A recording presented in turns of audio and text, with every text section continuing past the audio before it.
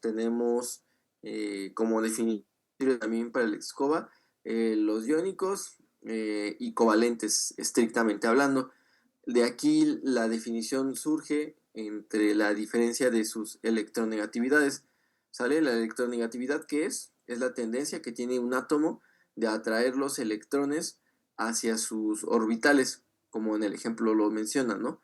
En este caso, por ejemplo, el de la derecha, que está ganando, tiene más electronegatividad, por lo tanto va a pasar los electrones del elemento de la izquierda, van a pasar más tiempo del lado del elemento más electronegativo. Entonces, para yo saber qué tipo de enlace tiene cada elemento, tengo que conocer su electronegatividad. Y eso pues es a través de una simple resta, ¿no?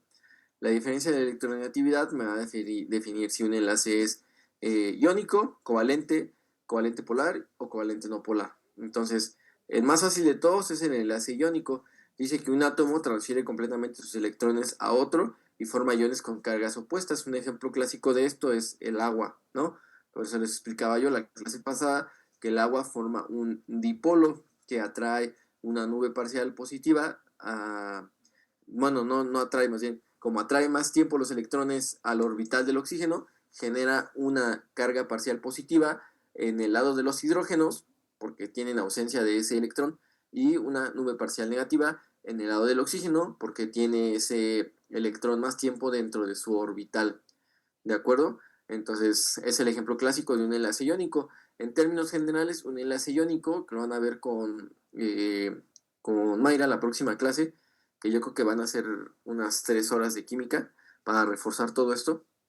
Un enlace iónico se da clásicamente entre un elemento no metal y un metal, ¿sale? Los elementos metálicos clásicamente tienen electronegatividades muy bajas. Los metales donan muy fácil sus electrones y los no metales, el que me digan, tienen electronegatividades más altas. Entonces, el dúo clásico para formar un enlace iónico es entre un elemento metal y uno metal. Luego tenemos los covalentes. Los covalentes, pues significa que comparten los electrones. Lo único que hay de diferente entre el polar y el no polar es que la diferencia de electronegatividad es mucha o es poca. Si la diferencia de electronegatividad es poca, entre 0 o 0.4, pues significa que todo el tiempo los electrones están casi al mismo tiempo de un lado que del otro. Es el equilibrio, entonces decimos que es un enlace covalente no polar. Y en el opuesto tenemos el polar, ¿no? Que es, si yo resto las electronegatividades de los dos elementos y me da entre 0.4 y 1.7 de diferencia, entonces es un covalente polar, porque hay una distribución desigual entre los electrones que forman el enlace. Y pues ya, ¿no? Lo que nos recuerda la diapositiva que pone aquí la profesora, el iónico, un átomo con carga neta positiva y otro con carga negativa. El covalente, los átomos comparten electrones y nos ponen ahí el polar y el no polar. El único que falta explicar, pues es el coordinado. Dice que el enlace covalente de tipo coordinado de los dos proporciona el par de electrones. Es un tipo especial de enlace covalente. El metálico, pues el que dice que se da entre elementos de la tabla periódica que sean metálicos. Y finalmente tenemos las interacciones débiles, que ya habíamos visto la clase pasada en el presencial, que son fuerzas de Van der Waals, puentes de hidrógeno, y allá habíamos visto que eran interacciones electrostáticas, pero acá le ponemos puentes salinos. Muy bien, aquí está, ¿no? Explicado. Enlace covalente comparte el enlace, los dos electrones, los dos elementos que lo forman. Y en el iónico, pues uno de los dos, que es el más electronegativo, tiene más tiempo de su lado, los dos electrones del enlace. Aquí menciona otra vez, ¿no? Número de electrones no apareados en rojo, es decir, el número de enlaces que puede formar.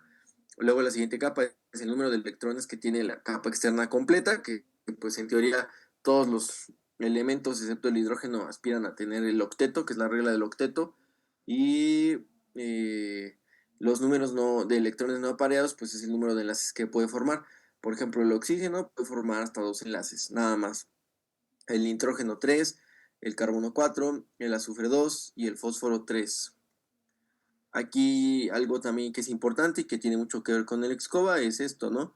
Recordar que la tabla periódica no está acomodada por orden alfabético o por, pues, de una forma arbitraria. Está acomodada así porque tiene una lógica que les va a enseñar Mayra la próxima clase, y pues van de menos a más en cuanto a electronegatividad, de abajo hacia arriba y de izquierda hacia derecha. Es decir, que hacia arriba y hacia la derecha tenemos elementos más electronegativos que hacia abajo y a la izquierda, ¿sale? Siendo, por ejemplo, ahí las electronegatividades más grandes desde 2.0, 3, 3.5 y 4. Tenemos aquí otra vez lo mismo, dependiendo de la diferencia de electronegatividad, cómo se clasifican. Y ahora hablamos de los grupos funcionales. En cuanto a grupos funcionales, pues son cosas que a lo mejor no tienen que saber identificar como con el dibujo, más bien la fórmula, ¿sale? Porque como el examen está hecho en texto, lo que les pueden preguntar a ustedes es que sepan identificar el grupo funcional de acuerdo a la fórmula. Entonces, por ejemplo, el alcano, que son enlaces simples, que tienen radicales metil y etil, dependiendo del número de carbonos que tiene el radical. Si tiene un carbono, el radical, pues es metil. Si tiene dos carbonos, ese radical, pues es etil. Ya, pues lo famoso, lo que han visto en química orgánica, ¿no? Alcanos cuando son un enlace, alquenos cuando tienen doble enlace y alquinos cuando tienen triple enlace entre los carbonos. Los grupos aromáticos que tienen el anillo de fenol, y pasamos a los compuestos con oxígeno. Vean como todos los que tienen oxígeno en su mayoría son polares, es decir, pueden disolverse en agua.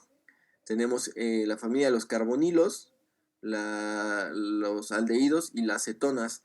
Estos, por ejemplo, el grupo carbonilo que se subdivide en aldehído y cetona, es súper importante que no lo confundan con carboxilo, ¿sale? Si se fijan, solo cambia una letra entre nilo y xilo.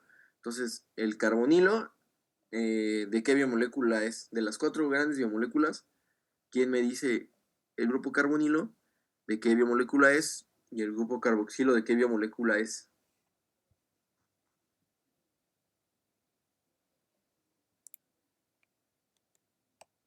De las tres.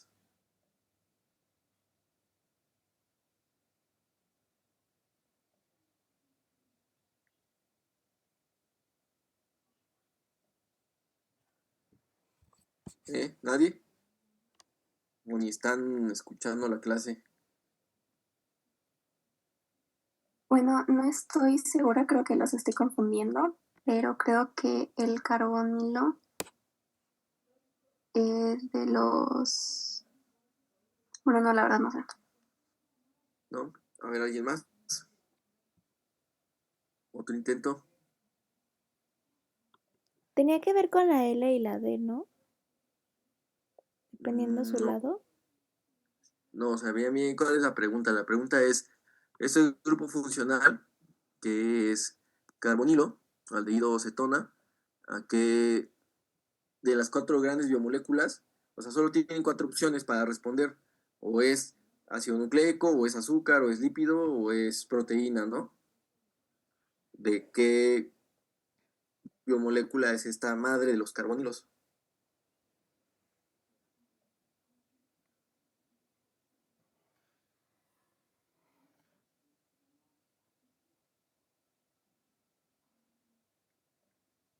El carbonilo puede ser de los azúcares. Muy bien, así es. El carbonilo es el que clasifica los azúcares o carbohidratos en dos grandes familias, que son las aldosas y las cetosas. ¿Y el carboxilo de cuál sería, Alan? Creo que el carboxilo es de los ácidos nucleicos. No, el carboxilo es de los aminoácidos. Yo creo que vamos a prender nuestra cámara todos, por favor, porque así sin la cámara prendida todos están valiendo madre, no sé qué están haciendo, y al menos con la cámara prendida pues los obligamos a que nos estamos viendo cara a cara y que puedan prestar más atención, porque con la cámara apagada no sé qué están haciendo, si están en el celular, si están escuchando, o si ustedes creen que por ósmosis les va a entrar en la cabeza, pues me temo decirles que están muy equivocados y así no vamos a lograr nada. Necesitamos concentrarnos. La verdad es que es la materia más complicada de todas, yo creo. Y pues hasta cierto punto la más árida. O sea, es muy difícil recordar este tipo de cosas y tienen que tener su atención aquí al 100%, por favor. Gracias, Regina. Vamos a esperar a que los demás la aprendan.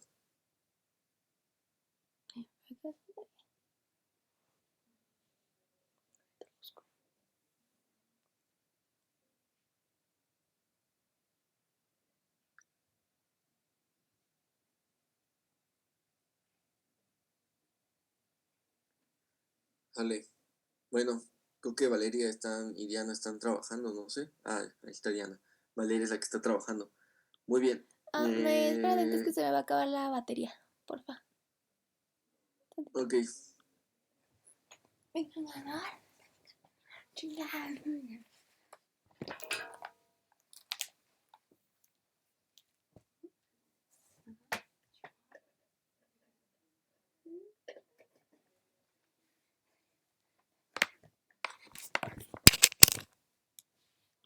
Listo, es que tenía 9%. Gracias. Muy bien. Les decía que el carboxilo tiene que ver con los aminoácidos. Y finalmente el éster. El éster, ¿a qué biomolécula les recuerda? ¿En qué biomolécula de las 4 opciones que tienen vimos enlaces de tipo éster?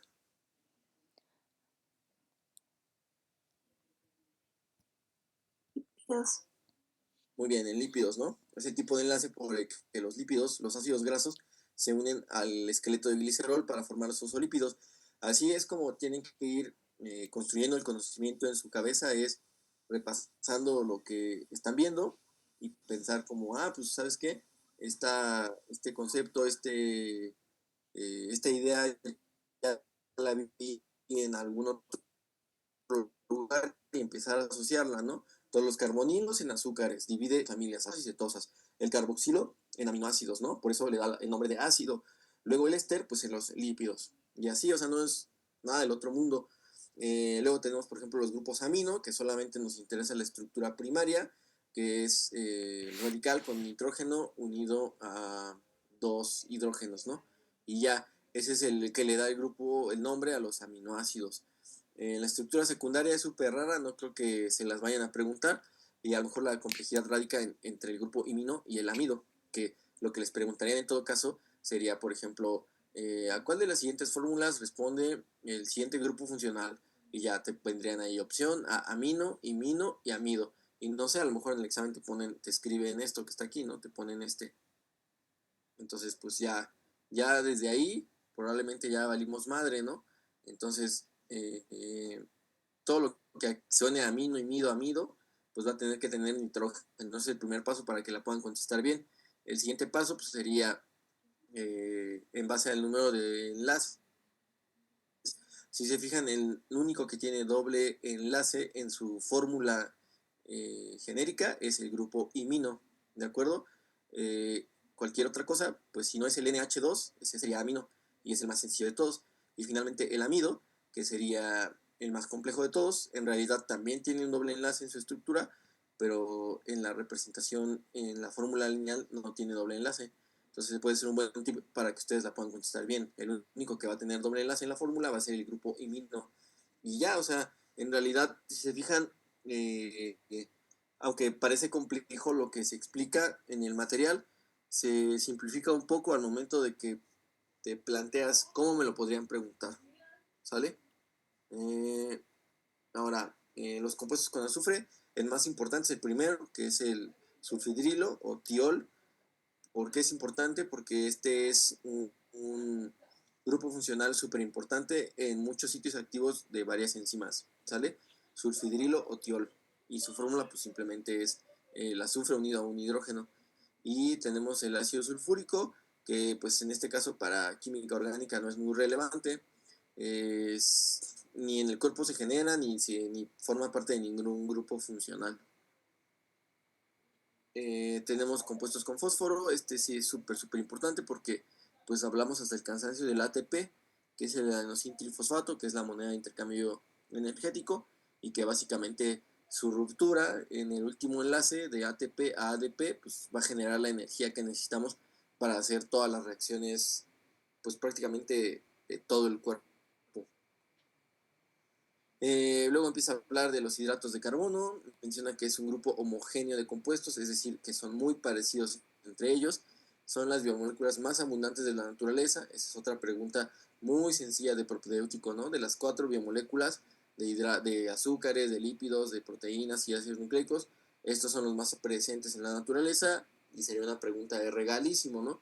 ¿Cuál es la biomolécula más abundante en la naturaleza? Regalo, carbohidratos.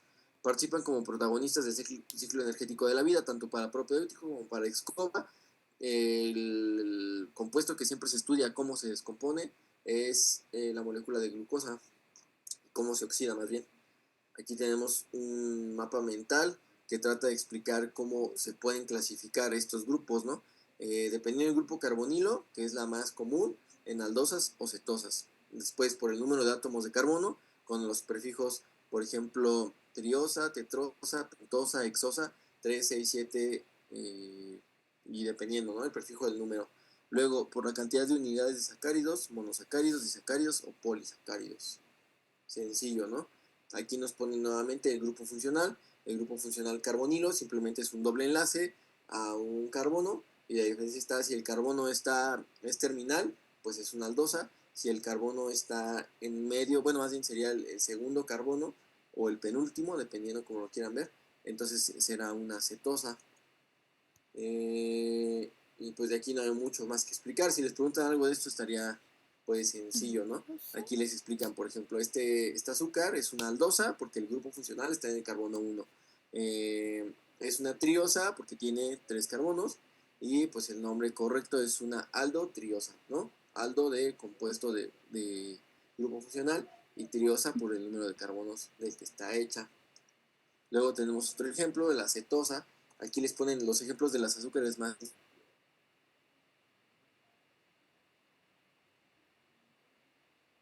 No creo que sea pregunta de examen, pero pues que lo sepan. Son los dos elementos más sencillos de sus familias respectivas, la gliceraldehído de las aldosas y la dihidroxiacetona de las cetosas. Y lo mismo, ¿no? Se llama cetosa porque el grupo funcional está en el segundo carbono o en el penúltimo y pues es una cetotriosa porque tiene 3 carbonos. Los oligosacáridos es el siguiente nivel de complejidad, entre 2 a 10 unidades, mediante enlaces glucosídicos. Menciona que el enlace tipo puede ser alfa o beta. La verdad es que están muy poco didácticos los videos, creo que carecen de orden lógico, pero bueno, eso de enlace tipo alfa o beta es dependiendo del primer carbono, cuando se ciclan, si tienen el radical hidroxilo por encima o por debajo. Si el radical hidroxilo queda por encima es beta o si queda por debajo es alfa. Pero bueno, eso no lo explica, entonces no se tienen que preocupar.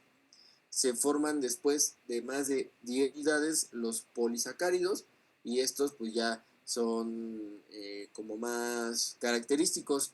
Tenemos por ejemplo el almidón y la celulosa, que son característicos de las células vegetales, y tenemos por ejemplo el glucógeno, que es característico de los animales, o la quitina, que es característico de los insectos, ¿no? Por ejemplo, el almidón es el carbohidrato de reserva de las células vegetales y es el equivalente del glucógeno en las células animales. Luego tenemos a la celulosa, que ya sabemos que sirve para formar la pared celular de las procariotas y en el caso de las células vegetales también. Y finalmente tenemos la quitina, que es un polisacárido de N-acetilglucosamina y que es el que da esa forma brillante y rígida a la carcasa de los insectos. Y dependiendo de su naturaleza se clasifican en homopolisacáridos y heteropolisacáridos. Homopolisacáridos cuando están hechos de lo mismo. Por ejemplo, todos esos 4 de arriba, el almidón, el glucógeno, la celulosa y la quitina, están hechos de lo mismo. El almidón de puras glucosas, el glucógeno de puras glucosas, la celulosa de puras glucosas y la quitina de pura N-acetilglucosamina.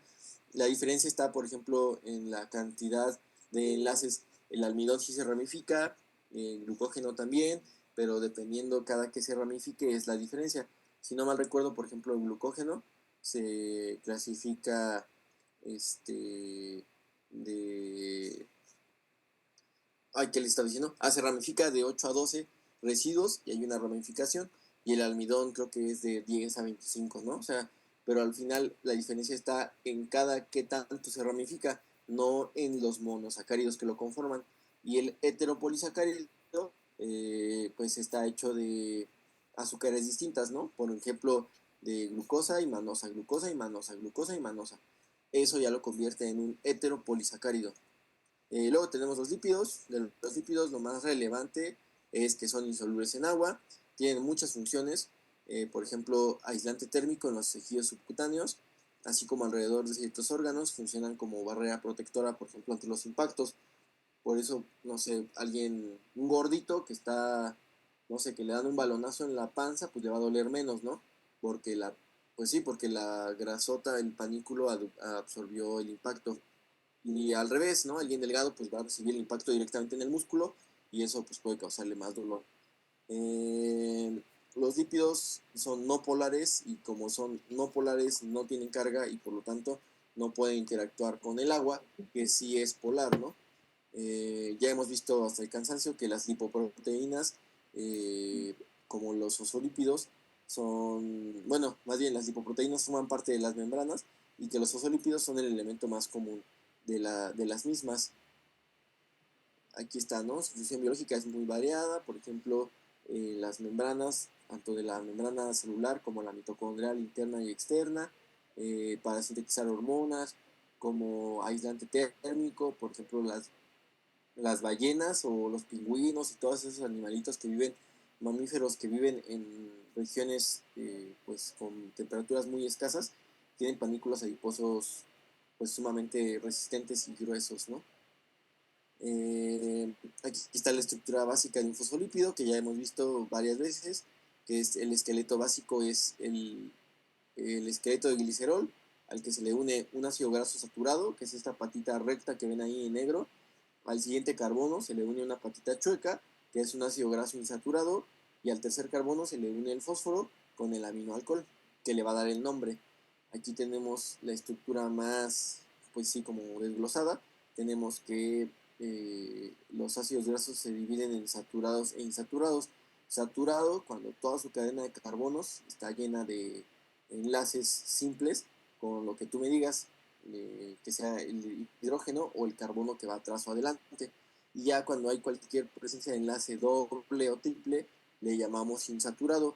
Esto aquí no se ejemplifica, pero esta insaturación que está abajo, por ejemplo en el ácido linoleico, es lo que causa que la patita se doble. Aquí tenemos otra vez un ejemplo más claro y más sencillo de entender. El glicerol, que es un alcohol, funciona como esqueleto para la unión de los ácidos grasos que se unen con una cabeza de ácido carboxílico, forman un enlace de tipo éster y de esta forma tenemos el famoso triacilglicérido. En la membrana tenemos varios tipos de lípidos, los más comunes, fosfolípidos o fosfoglicéridos. El siguiente tipo más común y más importante es el esfingolípido, que para fines del propéutico deriva de la esfingosina. En realidad, el precursor de los esfingolípidos es la ceramida, y aquí sí lo menciona la maestra. Entonces, ahí, o sea, a lo mejor es exagerado, pero tendríamos que aprender a discernir en el examen si la pregunta es de biología celular, que yo creo que es lo más probable que venga, porque es la que explicó más tiempo esto. La respuesta correcta sería que los esfingolípidos derivan de la esfingosina, pero por el planteamiento o lo que sea que a ustedes se les ocurra, que piensen que la pregunta la hizo la profesora de química, porque de hecho aquí lo pone más adelante, ella sí lo explica. La respuesta correcta a la molécula precursora de los esfingolípidos sería la ceramida. Finalmente los esteroles, que de ahí pues ya sabemos que el más importante de todos es el colesterol. Eh, ya hemos visto, y esto se repite con la clase de biología celular, que la mayoría de los fosfolípidos contienen entre 14 y 24 átomos de carbono en sus ácidos grasos, no son muy largas, ¿no? Hablan aquí de enlaces cis, no explican los enlaces trans. Ese es un tipo de isomería óptica que, como les dije, la verdad es que el material creo que es mucha información, demasiado nivel para un alumno de bachillerato y aparte poco estructurada. Entonces no creo que les pregunten nada de los ácidos grasos cis ni trans porque ni siquiera lo explican. Pero bueno, para calmar su ansiedad, a eso hace referencia con enlace cis y enlace trans. Es un tipo de isomería óptica y ya con eso no tienen que saber nada más. Aquí tenemos otra vez desglosada el esqueleto de un fosfolípido, ¿no?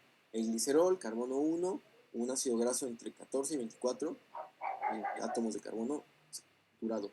Siguiente carbono, otro ácido graso entre 14 y 24, pero tenemos un doble enlace. Esto que está aquí es a lo que le llamamos tipo de doble enlace de tipo cis. Aquí, como es una isomería óptica, pues por eso forma ese doblez en la patita. Y finalmente, pues el tercer carbono, que es el que se une al fósforo, y ese mismo fósforo al alcohol, bueno, aminoalcohol, que le da su nombre. Y aquí están nuevamente, ¿no? De aquí, pues el más importante es la fosfatilicerina, que es el más abundante en la membrana eh, celular de las células animales.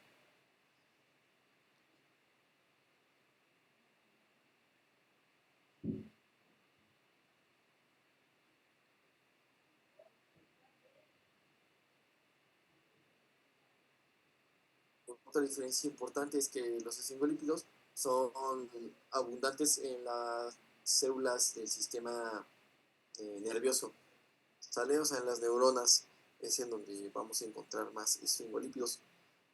Glucolípidos, como su nombre lo dice, pues son lípidos a los que se les agregó un azúcar, y la principal función de los glucolípidos, es decir, lípidos con azúcares pegados, es la señalización celular. Luego tenemos el colesterol, que ya hemos visto que son como los pilares del salón, ¿no? Del siglo XIV. Entre más hay colesterol, más rígido y menos fluida es la membrana. Entre menos colesterol, más fluida y menos rígida. Luego ahora de los ácidos nucleicos. Esto, gracias a Dios, ya lo hemos visto. Este es como hoy va a ser como la cuarta vez y el sábado va a ser como la quinta.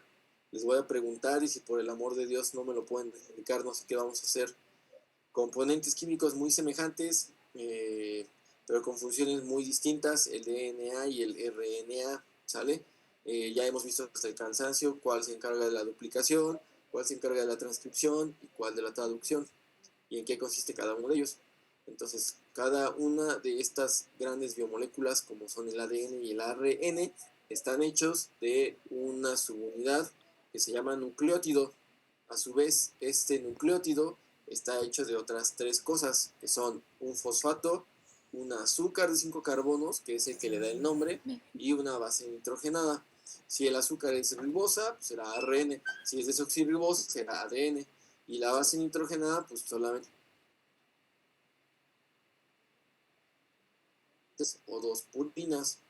El tipo de azúcar en los ácidos nucleicos es lo que cambia, y la única diferencia está en el carbono número 2. Es una pentosa, y el único que lo vuelve distinto una de la otra, pues es que el segundo carbono está oxigenado en la ribosa y desoxigenado en la desoxirribosa, ¿no? Nada del otro mundo.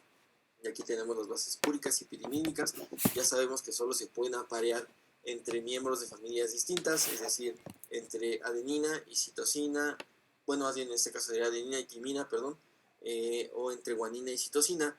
Y la timina, pues va a ser sustituida por el uracilo en el ARN, ¿no? Eso es lo más importante. La adenina y la guanina, que son nuestras bases púricas, tienen dos anillos, y las pirimidínicas, que tienen el nombre más largo, pues también son las que ocupan más espacio tridimensional al contar con doble anillo. Entonces, es más fácil aprenderse cuáles son las dos púricas, y por descarte todo lo demás es pirimidínico. Esto pues de aquí es pregunta de prope y pregunta de examen. Igual si les aparece, pues ojalá la tengan bien, y si no, pues tal vez la selección natural hizo su trabajo. Timina únicamente en el ADN y uracilo únicamente en el ARN, son sustitutas una de la otra, ¿sale? Solamente en el ARN hay uracilo por todo lo que sería timina, y en el ADN pues no existe el uracilo. Los enlaces están del esqueleto de la doble hélice, pues está unido por enlaces de tipo fosfodiéster. De hecho, esa es una pregunta que les hice en la clase, ¿no? La vez pasada. que sabemos que el apareamiento entre bases se da por puentes de hidrógeno. 3 puentes de hidrógeno para citosina con guanina y 2 puentes de hidrógeno para adenina con timina. Y la pregunta es que el esqueleto del andamiaje de la parte externa de la doble hélice, ¿por qué está formada? La respuesta correcta es enlaces fosfodiéster, que unen todas esas azúcares y esos fósforos para que permitan que las bases nitrogenadas queden en el centro de la doble hélice. Aquí está el dibujito, ¿no? La doble hélice, entonces sabemos que el ADN son 2 cadenas antiparalelas, eso es súper importante, complementarias, eso es súper importante, y que están enlaces de hidrógeno o puentes de hidrógeno, ¿sale? Ya se lo tienen que saber de memoria. Un gen es una secuencia de ADN que codifica para una proteína, ¿sale? Aquí lo explica un poco más, dice, es un segmento de ADN que contiene la información necesaria para sintetizar una proteína o ARN. Eso es lo que le vamos a denominar gen. Cualquier secuencia de ADN que codifique para algo es un gen. Y la secuencia biológica es esa. El ADN está en el núcleo, se transcribe por la RNA polimerasa a RNA mensajero. El RNA mensajero sale del núcleo para llegar al citosol y en el citosol ser captado por un ribosoma y que este ribosoma lea ese ARN mensajero y que cada 3 bases nitrogenadas del ARN va a ser interpretada por un aminoácido. ¿Cómo se llamaba eso? ¿Y qué características tiene ese instructivo? No sé cómo. Era el código genético. Muy bien. Y el código genético era qué y qué. Era universal, redundante y ambiguo. No. Muy bien, exactamente. Tenemos varias clases de RNA. Pues se abrevian con el sufijo, ¿no? RNA-R, que es RNA ribosomal, que es el que ayuda a traducir, que está en el ribosoma, y es el que nos ayuda a convertir el RNA mensajero en proteínas a través del código genético, que muy bien nos dijo Alan. Luego tenemos el RNA mensajero, que es el que le acabo de explicar, que se transcribe del núcleo para salir del núcleo y luego ser leído. Aquí en el dibujito tenemos todos al mismo tiempo, que están siendo leídos por un ribosoma. Tenemos que el ribosoma sería el RNA ribosomal, tenemos que el amarillo es el RNA mensajero que está siendo leído por ese RNA ribosomal, y cada subunidad que está ahí nadando por ahí es un RNA de transferencia. El RNA de transferencia es el que va a transportar cada uno de esos pequeños aminoácidos para que el ribosoma los vaya pegando y genere la proteína, ¿sale? Esto también es pregunta y también si les aparece pues estaría muy sencilla, ¿no? El ribosomal que funcionase, el mensajero que funcionase y el de transferencia que funcionase. Los RNA mensajeros pues van a ser leídos y pues van a ser traducidos en proteínas en el citosol. Ahora vamos a la última molécula, que son los aminoácidos.